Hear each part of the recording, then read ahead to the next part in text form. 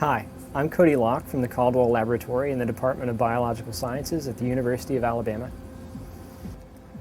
I'm Kyle Lee, and I will be showing you how to prepare worms for aldicarb and PTZ exposure assays.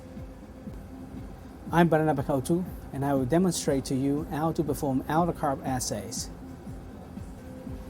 I'm Kalen, and I'm responsible for the elegans videos in this presentation. I will be narrating this presentation and demonstrating the PTZ exposure assay.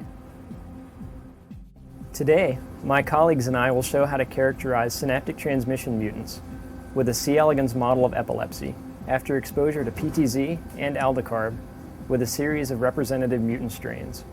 So, let's get started.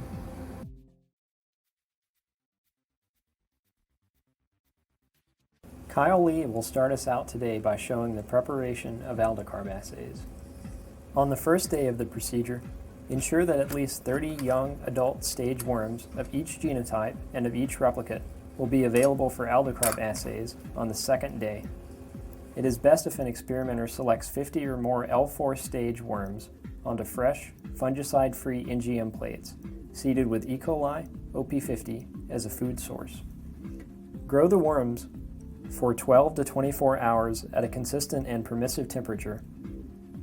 20 degrees Celsius to 22 degrees Celsius is best, although 25 degrees Celsius is acceptable.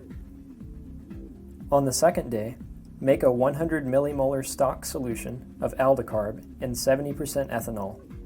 Spread the appropriate amount of aldicarb onto NGM plates.